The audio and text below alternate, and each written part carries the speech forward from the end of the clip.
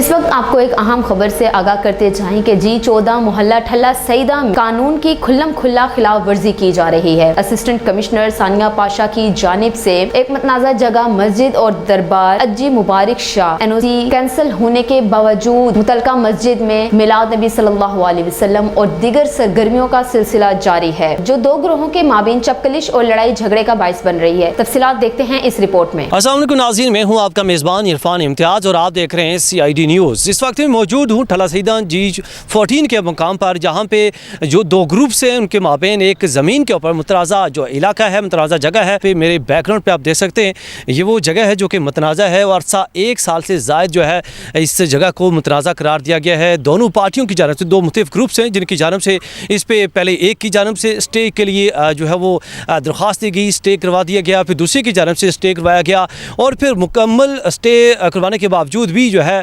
गुज़श्ता रोज़ इस जगह पे जो है मुतनाज़ा एरिए पे, मुतनाज़ा जगह पे और इस जगह के अंदर जो है एक मस्जिद मौजूद है, दरबार आलिया यहाँ पे मौजूद है और यहाँ पे जो फंक्शन है मिलाद का जो सिलसिला है वो जारी है।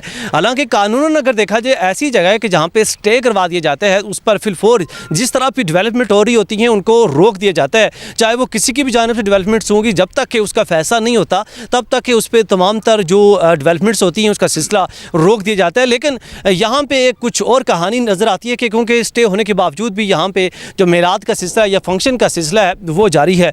अब देखना यह है कि एक साल से ये मुतनाज़ा एरिया है और गुज़श्ता रोज़ से भी इस पर जो NOC का जो सिलसिला है वो डिक्लेरेशन उसकी की जा रही थी। पिछले 3 माह पहले जो अपोजिट पार्टी है उनकी जानब से, अपोजिट ग्रुप की जानब से इसका जो NOC वो है वो करवा दिया गया था NOC के वाले से, लेकिन जो एक तो स्टे करवाया गया था, स्टे के बाद NOC उनकी जानब से एप्लीकेशन दी गई थी। अब फिर एक और ग्रुप जो कि यहाँ पे G14 ठल्ला सईदा के रहायशी इनकी जानब से भी इसका जो NOC जो है लिया गया था, लेकिन जो है NOC डिक्लेरेशन के हवाले से भी काफ़ी मसाइल सामने आए। स्टे के हवाले से भी स्टे जब पहले एक ग्रुप की जानब से करवाया गया, फिर दूसरे ग्रुप की जानब से यहाँ पे स्टे करवाया गया, लेकिन दोनों पार्टियों की जो NOC डिक्लेरेशन जो NOC था वो आज जो है असिस्टेंट कमिश्नर सानिया पाशा की जानब से दोनों के NOC जो है वो कैंसिल कर दिए गए हैं। इसी चपकलिश को देखते हुए, इसी जो मुअम्मा है इसको देखते हुए, इसको मद्देनज़र रखते हुए इस तमाम तर जो NOC दोनों के हैं उनको जो है वो कैंसिल कर दिया गया है। लेकिन इसके बावजूद एक ग्रुप की जानब से यहाँ पे फंक्शन का सिलसिला या मिलाद मुबारक सल्लल्लाहु अलैहि वसल्लम का जो सिलसिला है वो जारी है। आप सल्लल्लाहु अलैहि वसल्लम वजह कायनात तख्लीक है, उनकी जो रेस्पेक्ट है वो बिलाशुबा कायनात से जो है वो किसी भी से भी ढकी छुपी नहीं है। हम जो है दिलो जान से कोई भी दुनिया जहाँ का कोई भी बाशिंदा होगा आप सल्लल्लाहु अलैहि वसल्लम पर मर मिटने के लिए तैयार होता है। लेकिन सवाल ये पैदा होता है कि ऐसी जगह जहाँ पे स्टे हो कि वहाँ पे किसी भी तरह का प्रोग्राम जो है वो जो रियासत है या हमारा जो मुल्क है या उसका कानून वो इजाज़त देता है या नहीं। आइए चलते हैं जो यहाँ के रहायशी हैं उनसे बात करते हैं कि उनका इस हवाले से क्या कहना है। अच्छा, ये मामला क्या है, NOC का क्या इशू है? कब से दोनों ग्रुप्स की जानब से बार बार NOC भी जो है वो करवाई गई, स्टे भी करवाई दिए गए, लेकिन उसके बावजूद आज जो जिस तरह की फंक्शन चल रहा है, अगर आप इसमें थोड़ा डिटेल से डिस्कस करें कि मामला क्या है और कब से चल रहा है। अस्सलाम वालेकुम, मेरा नाम सैयद नाज़िम अली शाह है। ये दरबार है G14, ये हमारे अबो अजदाद का है।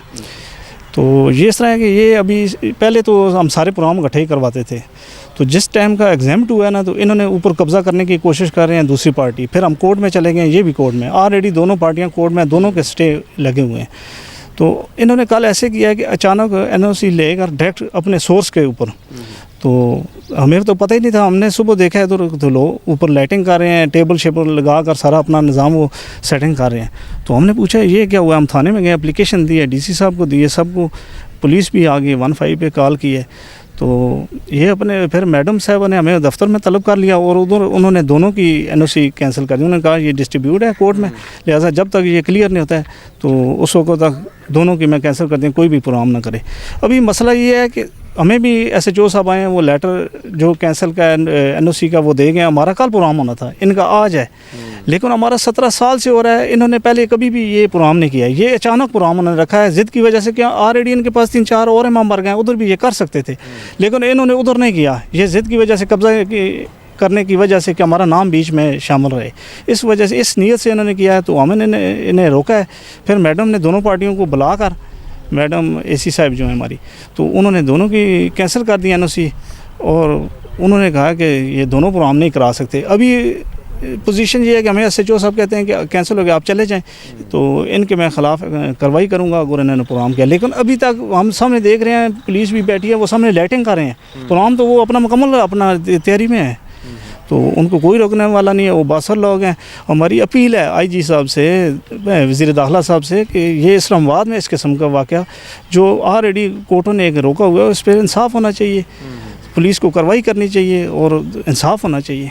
अच्छा, स्टे कब से करवाया गया था और उसके बावजूद अब NOC, अब आज आप कह रहे हैं कि आज कैंसिल हुई NOC, और स्टे कब से करवाया गया था और उसके बाद फिर भी जो NOC को जारी की थी? ये madam Zeba Chaudhary additional session जज, उसने 1 महीना पहले स्टे दिया है और स्टे ऑलरेडी चल रहा है और उसकी वायलेशन ये कर रहे हैं, तो इस वजह से ये हमने ये किया है पोजीशन। अच्छा, इसमें एक दरबार है और मस्जिद है, कितना रकबा है ये सारा? ये तकरीबन एक दरबार है और एक मस्जिद है, तो वो असल में ये हमारे आबाओ अजदाद का है, हमारे दादा हैं ये सारे, उनका कोई रिश्ता भी नहीं है। अभी जो फैसला है उसमें उन्होंने एक्सेप्ट किया है कि ये इनके ये वारसान यही हैं।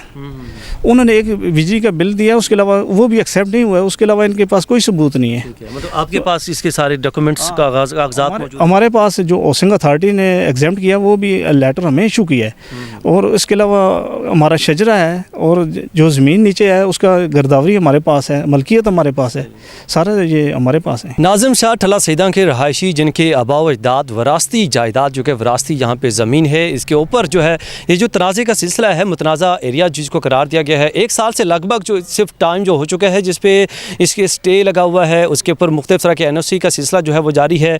लेकिन इसके बावजूद जो है एक तो इंतज़ामिया की गफलत के हैं या लापरवाही के हैं कि एक पार्टी को भी NOC जारी किया जाता है, दूसरी पार्टी को भी NOC जारी किया जाता है, फिर उसके बाद इस तरह की चपलिश का सिलसिला शुरू होता है, फिर वो इस मुतनाज़ा एरिया के ऊपर ही मिलाद और दीगर फंक्शंस का जो सिलसिला है वो जारी है या कब्ज़ा करने की कोशिश की जाती है बकौल इनके। और फिर आज जो यहाँ पे जो सूरत हाल है, या इनकी जानब से SHO को दरख्वास्त भी दी गई है, डिप्टी कमिश्नर इस्लामाबाद की दरख्वास्त दी गई है, और इसके बाद फ्रंटियर कोर के जो एहलकारान हैं या इसके साथ पुलिस की फ़ोर्स जो है बारी नफरी यहाँ पे तलब कर ली गई है, और इस सूरत हाल को संभालने के लिए, सूरत हाल को मॉनिटर करने के लिए कि ताकि किसी भी तरह का जो कि अनजानी जो हालात हैं उस तरह से निपटने के लिए, उनका सामना करने के लिए हर लम्हा तैयार रह सकें।